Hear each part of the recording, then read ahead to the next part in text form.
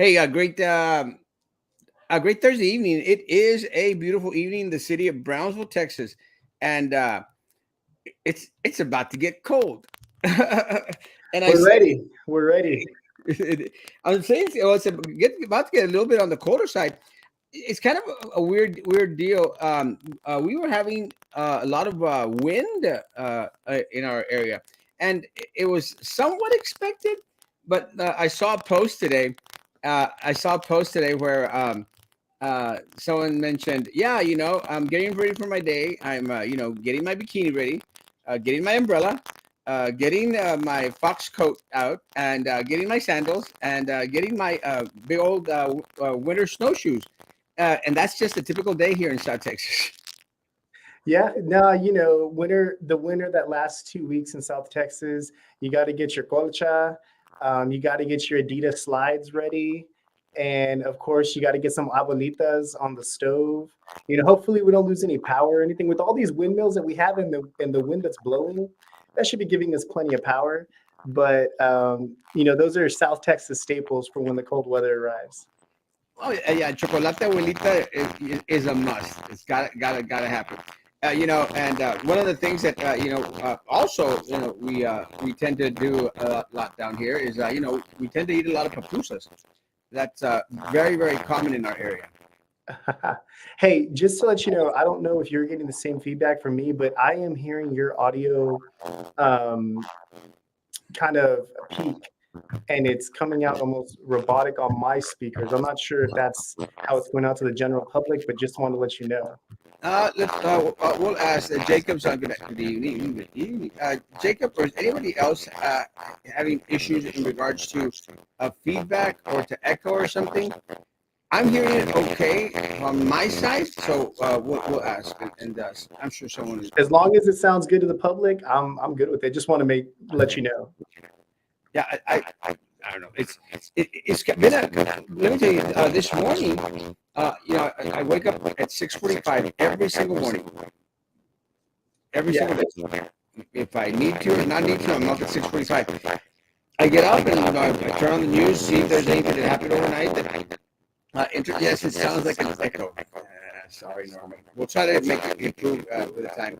But You know what? I just pulled it up on my phone, and we are getting the same kind of feedback delay on there. hmm, let me try one more thing, because technology really sucks sometimes and does not cooperate with us as much as we like it to. But let me see. It sounds like is the echo really very bad, or is it just más o menos bad?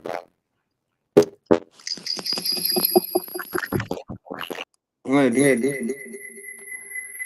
So now I know that sound. You're picking up two mics, but the sound of it's gone. There was kind of like a distortion with it.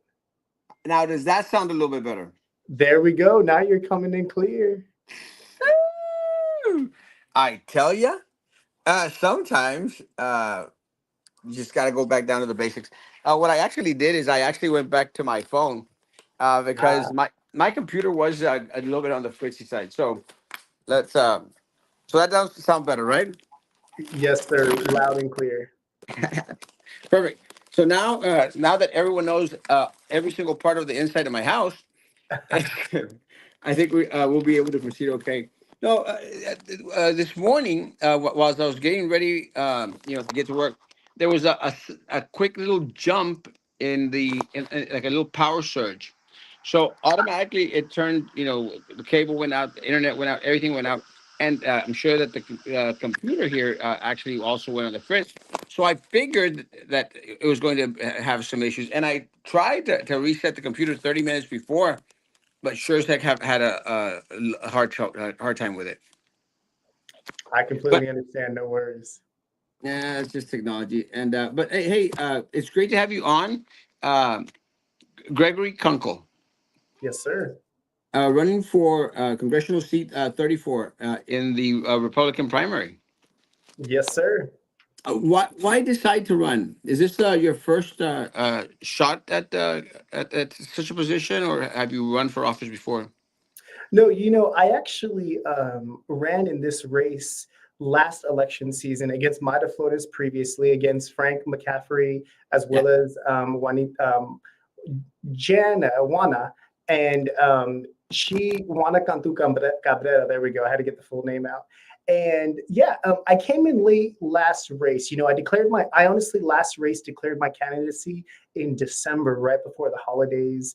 Mid December, I was like the last filing, or close to mid December, the filing deadline, December 11th. And I literally went to Austin that day and filed on the last day, declared my candidacy, and wanted to go in to represent the people of South Texas, because I learned in the previous race that not a single person in that campaign or this campaign besides myself is born and raised in the Rio Grande Valley.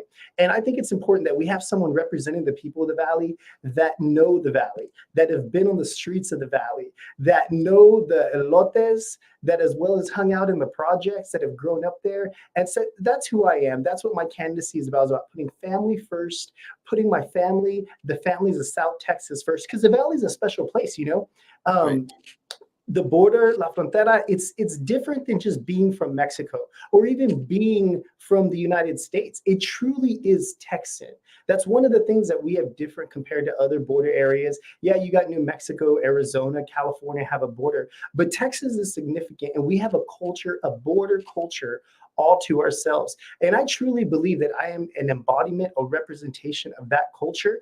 And because of the increase in Hispanic population and voters across the United States, I am here to be a voice for conservatives, Republicans, and take the Republican Party to places it has never been before with respect to gaining and holding on to the Hispanic vote. That is my goal in this race. Honestly, that is my goal in life. I can tell you right now that I am beginning this campaign and journey here along the border of South Texas. It is a heavy Democrat area.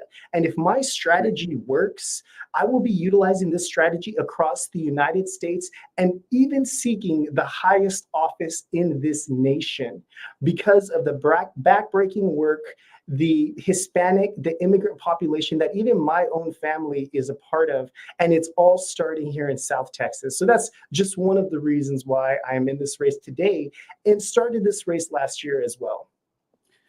Well, one of the things that you mentioned, that I think we've touched on it quite a bit, is that this area, the South Texas, right on the border, is just so very different from anything that I've seen anywhere else in the whole country, and very very different from the culture that we see south of us here in Mexico. I've you've been mentioning a lot of the things that we grew up with in regards to our culture, our Hispanic background. It doesn't mean that we're Mexicans or we're all the gringo side. We are this little mix of Mexican American, but here in this area, the culture is just so different. One of the things that has always concerned me, and I actually brought it up at a couple of the Republican gatherings that they've had here locally, is, I truly believe that the Republican Party down here has continuously been shooting itself in the foot, because they tend to want to be like the Republican Party up in the north, up in the north of us, or the Yep. northeast, and it's nothing like that.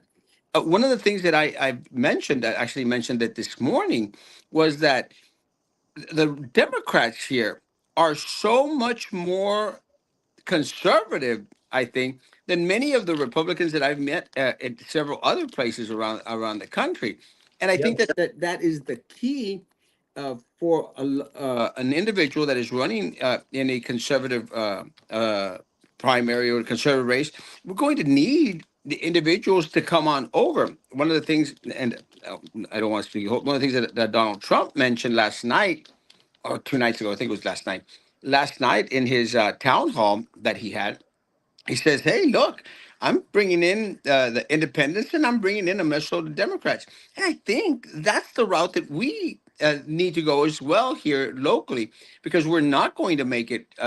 into any position if we don't have those crossover votes. Don't you agree? Yeah, I completely agree. And actually, obviously, we know that the Hispanic culture in general is conservative in terms of values and how we approach our family. There's nothing that embodies our conservative values more than thinking about Hispanics and the families and the generations that have come here before us. But I completely agree to your point, and will elaborate even more on how Republicans in Washington, D.C. have chosen who they want to represent South Texas rather than letting South Texans represent ourselves and us choose who that person should be. And just like you said, they're doing it, they're playing this logical game where they think they can identify a person that will speak to all Hispanics across the nation, a walkaway Democrat. And you know what, I'll be completely honest with you and say it. Maida Flores is a Washington, D.C. Republican. And I'm a Republican too, but I'm a South Texas Republican. And it's funny that you mentioned that a South Texas Democrat could be just as conservative as a New York Republican all the way in the Northeast. And that's how I view it too. We have to look at the different viewpoints, and whoever wins this race in November, and I think it will be Kunkle for Congress coming up against Vicente Gonzalez, they are going to have to coalesce Democratic votes away from Vicente, away from that party, and support Republicans and conservatives in this election. I honestly don't think it's that hard. All we have to do is spread the message on who the Democrats are, what they believe in. You know what? I'll be honest about Vicente. Vicente isn't out there like, promoting trans ideology and opening the gate for these immigrants, with his own bare hands. I agree with that. But what his party stands for, who his commander in chief for with President Biden, we can already see the values and the things that the party has been established on. And that's why we need change here in South Texas, is that unfortunately the Democrats and Vicente embody and represent those values across our country. And that's not who we are in South Texas, which is why I do believe, if not in this election, coming soon, South Texas will switch this district from blue to red in a general election, not a special election, in a general election. And we can get the Democrats to help us do that. I truly believe we can. Well, let me say one of the things that I think, and I agree with you 100%. One of the things that I've tried to mention to a lot of the individuals here, that consider themselves part of the Republican Party is, guys, we have to start internally. We have to start, inside our own house before we, attempt to bring other individuals, invite other individuals in. And by that, I mean, we've got to come together as a party, and continue to support individuals that are like-minded as ourselves. One of the things that one of the videos that was that someone shared with me was, I think it was up in Harlingen, was a North Cameron County Republican Party little gathering where I think you were present, and I think Mayra Flores was invited to speak. And you asked her a question, and she kind of like immediately snapped back and well, was very very negative in regards to her comment. My concern with Mayra is that not very thick-skinned and not prepared to answer the questions, the true questions that are of concern to the individuals here. So I appreciated your question, and again, I agree with what you were asking, but her comeback was so demeaning in that room. My goodness, to say that an individual that has sought that position here locally, and who we're going to need to come together at the end, was not at her level. I find it very, very concerning, because then if you are not at her level, what makes me think that I am at her level as well? And I think that every single Republican that's going to be voting in the Republican primary needs to ask them that question. Is this individual, does she truly believe that she is at a different level than the rest of us Hicks here down in South Texas, just because she has all this money? This is coming from her, because she's got all these millions of dollars coming from Washington or from the party up there. So that puts her at a different level. Well, I don't want someone that's at a level of a Republican or a candidate at the national level. I want to I want a candidate that's going to be here at our level, that's going to understand the elotes being sold in the street, that's going to, know about the projects, that's going to know the difference between a gordita and a papusa. And you know what? I'm gonna tell you the truth. I don't ever want to be at her level. I never want to be at that level where I disregard other fellow Republicans that are trying to achieve office to do something to make a change and a difference. And just like you said, I want to be at the level of the people of South Texas because that's who I am to the core. Growing up, I was born in Weslaco, graduated Harlingen High School in 2005. I was blessed to attend Texas A&M University. My wife's from McAllen. My mother's family's from Mexico. My father's family's from Indiana. I'm in the embodiment of a border child born and raised in Texas 34th Congressional District. And I don't ever want to be at a different level. I want to go to DC and be a voice for the people here in South Texas. And I'm trying to tell you, as quickly as 5 to 6 months will do it in Washington, D.C., Maida Flores has become a voice of Washington, D.C. in South Texas. She is scripted from Washington, D.C. Her campaign is being managed, her funding, her endorsements. This local race and representing the people of South Texas isn't about what Washington, D.C. wants or their voices. It's about bringing the voices of South Texas and Cameron County, Claiborne County, Kennedy County, Hidalgo County, bringing that and Willacy County up to Washington, D.C. is what needs to happen. And the video speaks for itself. I'm actually at Erasmo. I'll send you one. I'm launching a t-shirt line, and it's going to have Maida Flores on there saying, Bájale. Like that's what's going to be on the t-shirt for my merch coming soon. So I'll send you one. Well, and it's very disheartening, and I'll tell you why. And again, uh, I was not never a Maida fan, from the start. And I think my concern was her speaking was scripted, 100% coming directly from someone other. And I mean, I could tell that's what's going on. And my concern was it was the same little talking points everywhere. I said, no, you don't have to have talking points to come on the show. You just have to answer the questions. And one of the things that I think is part of our culture, we grew up with, if you tell the truth, you don't have to worry about, what you have to say. Just say it the way it is, and it is what Yeah, it is. And unfortunately, I have yet to have a conversation with individuals in her inner circle in regards to what exactly her platform is for the people here in South Texas. It's always border security, abortion, and I'm like, yeah, those are the talking points. Tell me what you're going to do for our people down here in regards to bringing economic development to the area, which is really, really very much needed. What are you going to do in regards to securing our borders in regards to these hundred over a day? And my concern is I mentioned this to our local elected officials all the way up to the county level. I mean, I office 6 blocks from the border. I see these people coming over, and my question is, how many more are going to come over that we will be able to sustain? And we are not vetting these people coming over. And again, the life of individuals here in this area is so much different from life of individuals in other parts of the country. And I've had discussions with people from other parts of the country, especially very on the liberal side, because they say, well, we got to let them all in. I said, yeah, bitch, but they're not coming into your backyard. They're literally coming into the backyards of the individuals that live. It's concerning. So it's got to be a topic. But going into the level, I was concerned. I was concerned for many reasons. One of the other reasons is there's a lot of individuals. I don't know if you've run into this at the top level of the Republican Party here locally, perhaps.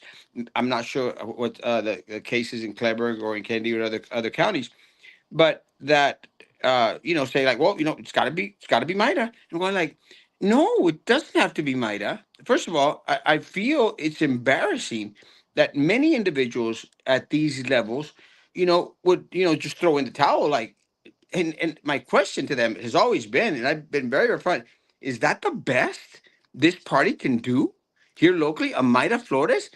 God help us, man, because really, she did nothing for us the time that she was there, and she wasn't expected to do much anyway.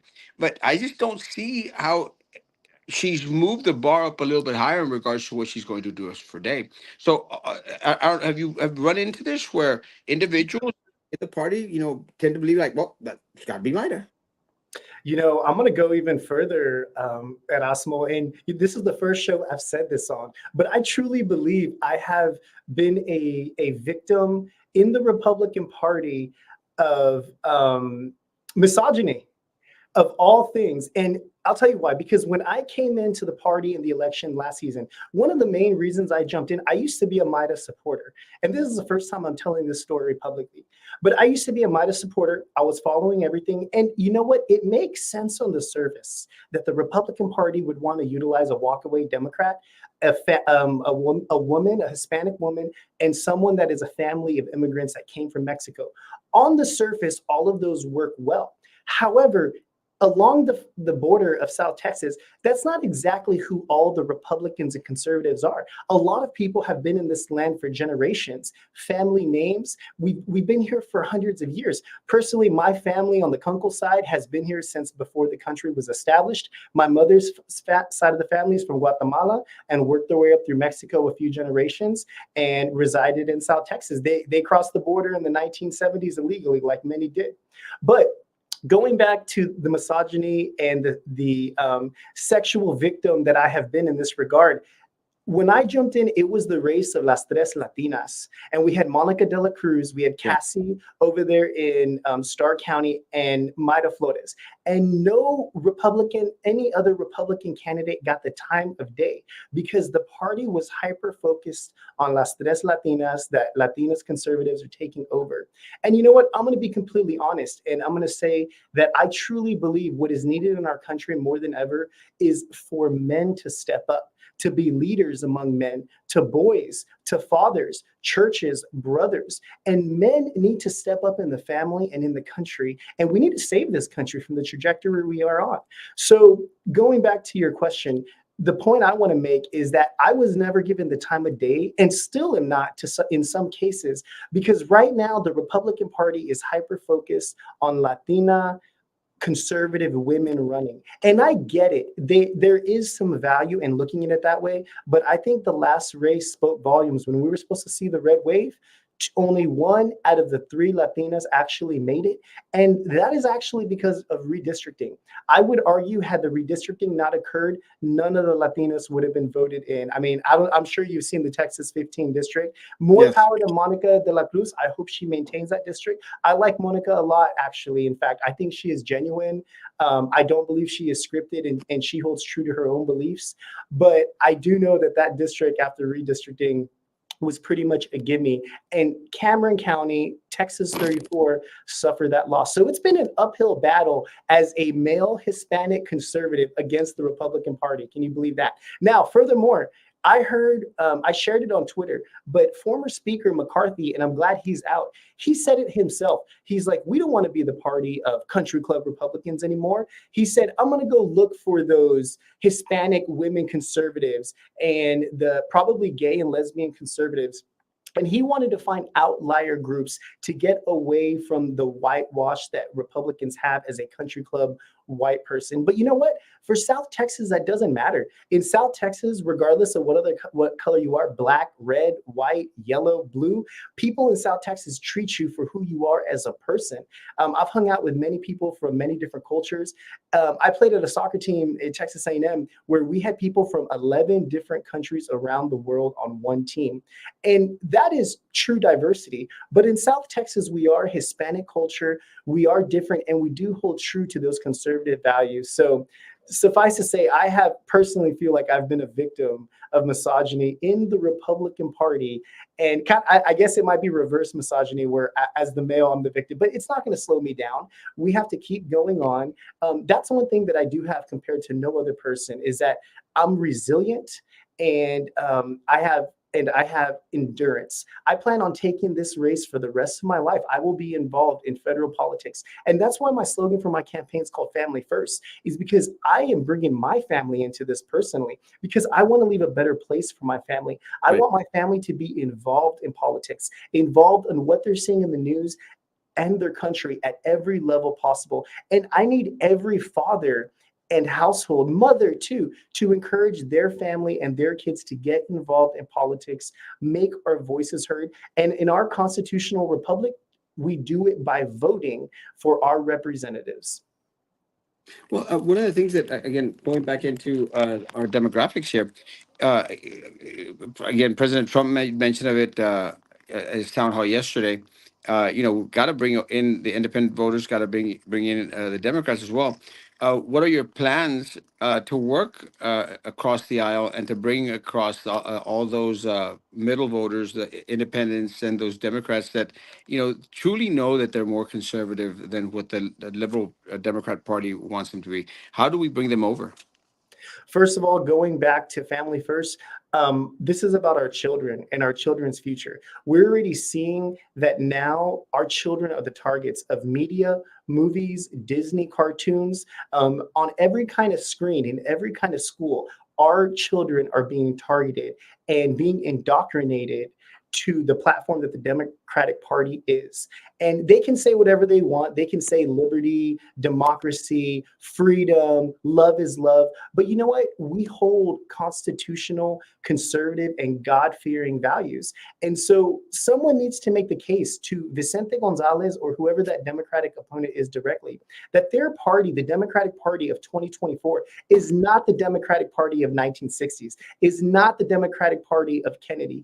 And times have changed. And for the security of our children, our posterity, we need to look at this differently and know that a war is being waged. We as conservatives, as Republicans, need to be the utmost and the upfront wall in preventing that war from reaching our children. So bringing our children's safety into this is the first thing I would do.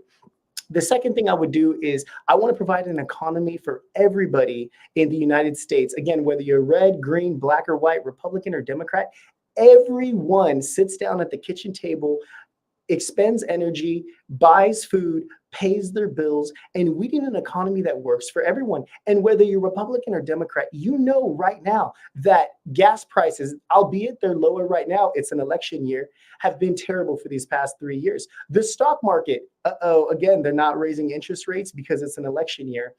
But the stock market over the past few years has not been helping. I just heard that in December, the S&P 500 and the Dow returned to the same level that it was when President Joe Biden took office. So it's taken 3 years of going down and coming back up just to be right where we are. And hopefully, I caught the Trump town hall last night.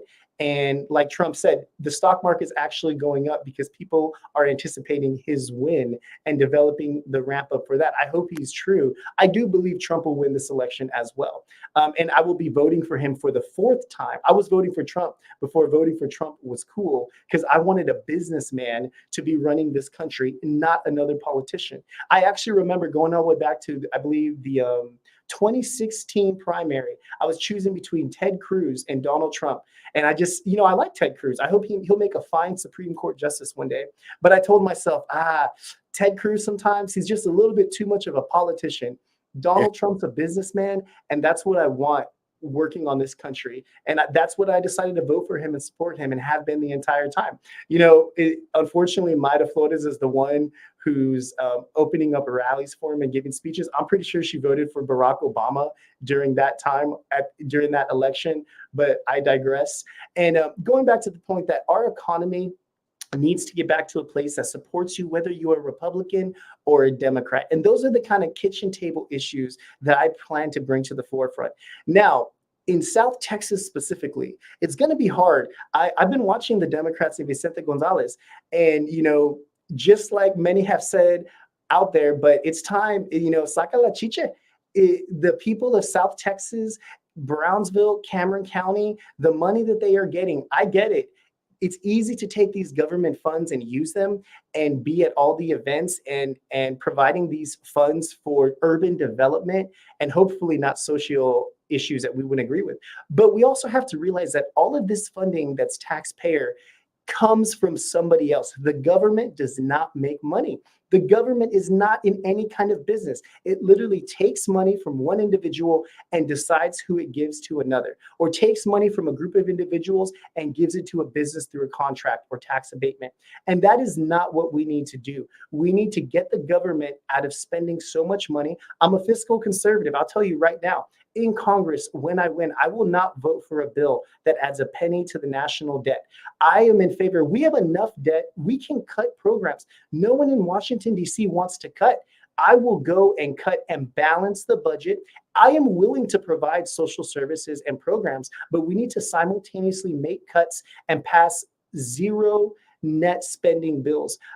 There was a bill that just came out this week with Speaker Mike Johnson, where they agreed to $1.6 trillion coming up in spending. And I don't agree with that. This is even pre-COVID. This is COVID level spending where we could go back to pre-COVID level spending without any question. But they want to send money to the Russians border front. They want to send money to other countries to try to stop the immigrant population that's coming over. We need to secure our borders. We need to lower taxes, lower regulations. I'm a big SpaceX fan. I want to see aerospace in South Texas get back to where it was in the 1970s, the 1990s. Lockheed Martin had a factory in Harlingen, Texas, where they developed rocket components. And now we have the first global spaceport in the entire world that could be going to Mars from our backyard. And we have the U.S. Fish and Wildlife preventing launches from occurring. Hey, I love the environment. My background is actually in agriculture as well. I love the water. I fish those waters. I go camping on the beaches. I go hunting in the outdoors. But I also know that we can have the first global spaceport simultaneously and do great things in South Texas. So those are some of the main issues that I want to bring to the table that I think we can all agree upon. No one needs to be a hardliner. I want to work with Democrats in meeting in the middle, but I'm not going to forgo debt as well as conservative values for our children to do that. I think we can make some compromises. One of the things that you mentioned SpaceX, and it has been a concern for a lot of the individuals down here, and I think it has to do with a lot of the things that you just mentioned in regards to slowly start to lose the opportunities that we used to have to go out there and have a little carnita asada on the beach because they're closing down our roads. Also, the impact in regards towards the environment, that there is an impact on the environment, like it or not. One of the things that I noticed as I was driving into South Padre Island, I think this past week, the LNG plant is really coming up and getting out there. What's your take on LNG coming to South Texas? Just like President Trump said last night, I am for all energy. Here's one that I'm going to throw out with you that I think Democrats and liberals will agree with also. I'm pro-nuclear.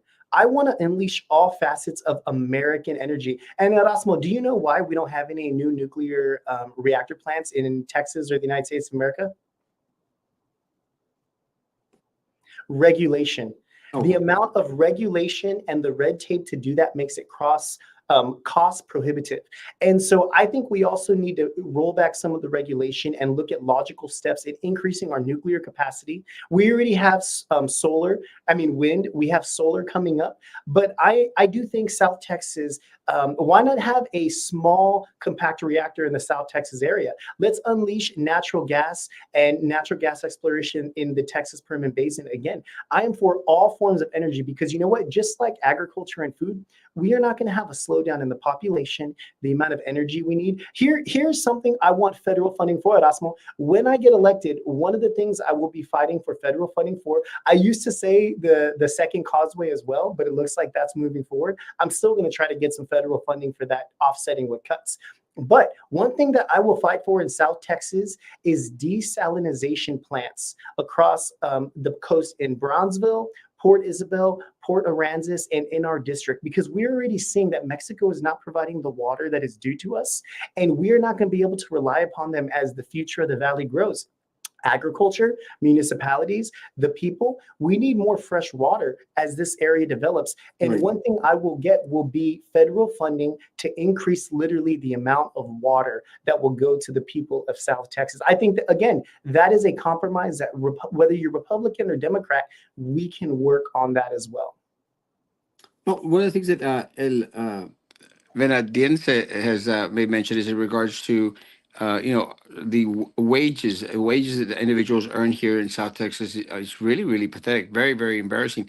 I don't see how folks, on earning $10 an hour can actually make a mortgage, make their car payment and actually live, especially with the Biden administration, raising the price of eggs from $1.50 a carton to like $6. And everyone here has been hit except a wage increase. How are we going to improve wages here in South Texas? I think what we have to do is provide more opportunity and unleash economic prosperity in South Texas. That's what we need to do. We need to provide more jobs. We need to have people having more business and more competition. You know what? Young kids need to get back to working at car washes and all of the coffee shops that are popping up right now. We need to have young kids entering the workplace. We need to have more entrepreneurship. I want to encourage, look at Elon Musk and SpaceX. Talk about entrepreneurship. Again, the first global spaceport in the entire world is in our backyard.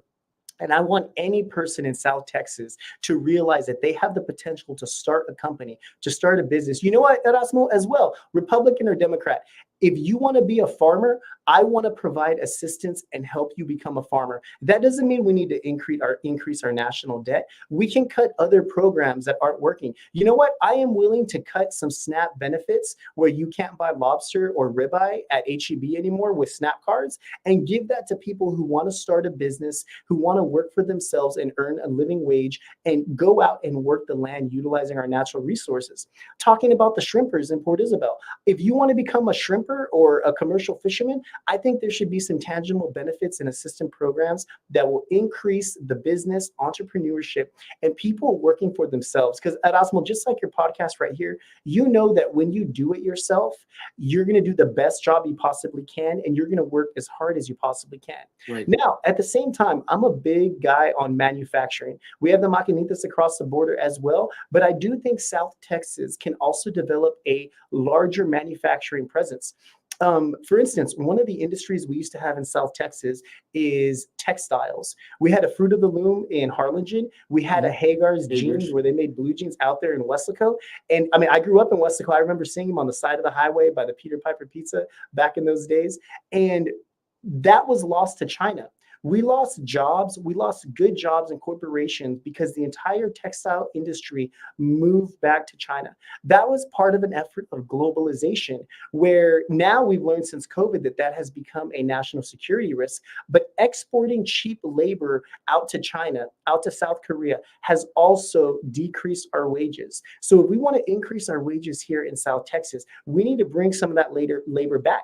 I do like Trump's enacting of taxes against incoming products and goods that will provide competition against our domestic production. Right. Maybe that's something that needs to happen from a national security space. We're already seeing in computer chips for our jets, as well as other semiconductors and components for vehicles, that relying on other countries is not sustainable. So let's bring industry back. Let's bring jobs back, especially to South Texas, and let's unleash energy and entrepreneurship and allow people more freedom to choose how they want to work. I don't want you being stuck in a dead-end job that you're not happy with. I want you to love your job. Here's a great example at Osmo as well. You know, I don't know where you stand on this, but I am for the education choice, because you know what? I don't know any happy teachers, and I don't want a teacher to be stuck in a job that they don't love, where they're having to teach our children. So why not unleash more educational opportunities where we can allow the funds to follow the child, develop a business market for schooling of children, and then that'll increase competition for teachers as well. It's a win-win-win where teachers will be able to look around for different schools. Maybe they want to work at a Christian school. Maybe they want to work at a Muslim school. Maybe they want to work at a school that focuses on chess and World of Warcraft. I don't know, but allowing freedom and not the government to choose the winners and losers will help not only students, but teachers, and will provide an increase in wages because of the competition. I truly believe that from an economic perspective. I agree 100%, especially with bringing competitive entities, which would provide, better service and a better price for individuals out there that are seeking. But let me say, in regards to your opponent, you know, she her camp has been filled with controversy in these past couple of weeks. You know, we joke around in regards to the pictures that you know, they stole from other pages and trying to make them uh, her own, and saying like, well, this is the life that we live here in South Texas. Yep. What, Yep. I mean, what is the reason? I mean, first of all, I don't know, and I mentioned this in the morning show, and I've been mentioning this for a week. I don't know who she's surrounding herself with giving her this advice, but she needs to you know, switch camps or find somebody else to give her advice, because it's not working. First of all, let me say, why would you need to take pictures off of a page from a South American country or Mexico or anywhere else to try and prove a point? I mean, are you not Mexican enough yourself that you have to go out there and steal other individuals' cultures to make it your own and then excuse it?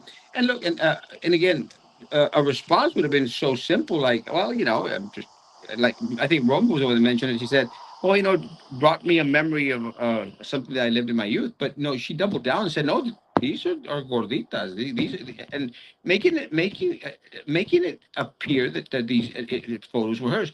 And again, people may say, "Well, that's minimal." It really isn't, because it goes back and you know, gives us a hint in regards to the morals, the values, and the character of an individual. No.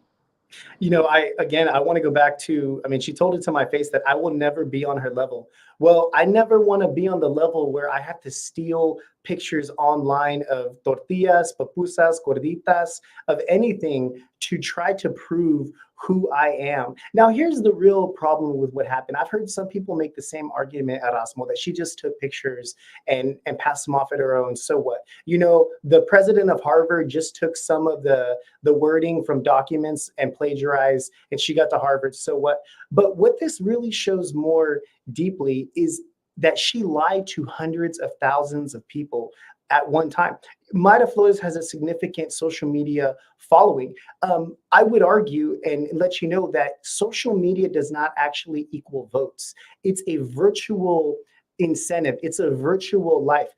The trick and the key is, how do you convert? What is the conversion of social media to votes? And I would even go so far as to say, for instance, Mayra Flores has 100,000 social media followers. In the last primary, she got 10,000 votes. That means that her ratio was, for every 10 followers, she got one vote. In the last primary, I had 300 followers and I got 1,500 votes. And what that means is that I got 50 votes for every one follower that I had. I'm sorry, 5 votes for every one follower that I had on social media. So everyone knows that your social media following does not dictate. No. But the fact of lying to 100,000 people on something that is so petty as stealing gorditas, pupusas, tortilla pictures, what else has she been lying about, honestly? And that's a question I think people are starting to realize, that maybe these stories aren't exactly true, that this picture that's been painted is not true. I from the beginning have been very upfront in that I all I know how to do is be honest, be on the campaign trail, be myself. And I don't, it's amazing that I don't have to worry about anything like that, because I just come on and tell people what I think. I've been doing this for a while. As a matter of fact, a lot of this started back in the day. I would call into 710 KURV Talk Radio, and I'm Yeah. pretty sure they banned me from that show. But I just wanted to call in and talk about things that are affecting my family and the country. And this was even before the days of podcasts. This was back when talk radio was probably one of the main outlets, and you just didn't have a podcast on your phone. But it has led to going further here, and just speaking my heart to people and speaking as a voice for South Texas is what I am trying to do now. And again, my father's family is from Indiana. My mother's is from Mexico. And just like a lot of the Winter Texans, the snowbirds, the people that have come from a different place and made South Texas their home, I truly believe that because of my background of being part white, part Mexican, I have the best of both worlds. I have the best perspective, but that never excuses lying to 100,000 people. Never, ever. No. Well, my concern is I just don't understand the why. And this is what was playing in my mind. Like, why would you even think of doing that. The only thing that makes sense to me, and this is just my opinion, not proven, is that she's trying to appease to the Washington crowd. She's trying to appease to the individuals over there, trying to, say like, well, look, I'm that because you made mention of this. I'm that Mexican Latina that y'all need to be running in South Texas, because it's part of that little McCarthy thing. Like, we need the female Hispanic, you know, south of the border individual. So she has to sell herself as more Mexican. Because let me tell you, a lot of individuals that I know here locally, they don't necessarily eat gorditas. Yeah. Some people do, some people don't. So it doesn't much matter to the people here locally, but to individuals up in Washington, up in other parts of the country, it might impress them, or maybe they'll hit a like or they'll hit a share, which doesn't do a damn thing for anyone down here locally, not me or not my family, but it puts you perhaps in the better graces of individuals who might want to consider pouring money into a campaign, or who have that same little mentality. And that concerns me. That concerns me because, again, I don't want a candidate representing me in Congress who's going to have the ear and the special and the ear and the speed dial of every single special interest groups out there that will ultimately not do a damn thing for the people here in the city of Brownsville who are actually going to have to eat the gorditas. Hey, that's right. And you know what? You're gonna catch me posting pictures of striped tacos because that's what I pretty much like to live off on a regular basis. Hey, Erasmo, you need to vote for me because I even have my own striped taco. It's called the Special K. That's chorizo and egg, bean and cheese, red and green salsa. Try it out. Go ask for it. The Special K at your Stripes coming soon. I guarantee it. Forget the Q taco. It's about the Special K now. I'll be asking for the special K from now on. I promise you, because I tend to do the tacos at the Laredo taco place as well. But let me say the other controversy that I think we were the first ones to bring it up and to share it here locally was again the paying herself money from individuals that that donate to her account. I mean, why? And again, don't you have these individuals around you that are going to tell you you can't do that? That's a different story. And do you want my personal opinion or do you Yes, of want course. my political opinion? Both. All right. Politically, you can pay yourself as a candidate because you're treating it as your job. I will say this, I don't pay myself. I actually don't even take donations because I don't need we are the fourth poorest district in the United States of America. And I don't need to take someone else's money to run for this office. I want people to believe in me for who I am. And I don't want your money. I want your vote. And that's what we need to get back to in American politics to begin with, which is why I'm saying that if my strategy works, then I'll be able to utilize this into further offices in that it's not about the money. Taking the money out of politics is what I am trying to do. And now what that does is make getting your message across harder. I need people to share my message. I need people to be word of mouth in recommendation and who they're voting for and why and what our campaign stands for. But if I can achieve that, that means that our campaign is effective. That means that our message is being spread. And that's what I'm trying to do today. Now, personally, what I think has happened to Maida Flores is that she's an out of work politician. Correct me if I'm wrong, but she ran for office. I don't think she has a real job. I have a real job at Osmo. I work every day, 9 to 5. Like I have a job. I have to go to work. I met with my boss 3 times today. If I don't go to work, I'm getting fired, and I have a family to support. So that's another reason why I don't need to cater to special interests because I will cater to the interests of family. But I am pretty sure that Maida Flores does not work and she has to rely upon this political endeavor for her livelihood, which has changed the game for her. Instead of being a voice for the people of South Texas, it's now her job to get money. That's why I call her more money Mida, because she just always wants more money. She spent 4.68 million in her last campaign against Vicente Gonzalez. That is a record amount in South Texas. How much money do you need to win is the question I asked her on that video that you saw. Yes. Because in my opinion, it's not about the money in this race. It's about the leadership at Erasmo. And whether you have $1 million or $10 million, it won't make a difference. If you don't have the correct leaders in there spending the money, if you're treating this as your own personal financial gain, which I would argue is evident by her paying herself illegally, according to the FEC now, in campaign donations from one of the poorest districts in the United States of America. I mean, I actually feel sorry for her that she needs or feels like she needs to pay herself from the people that have donated to her campaign.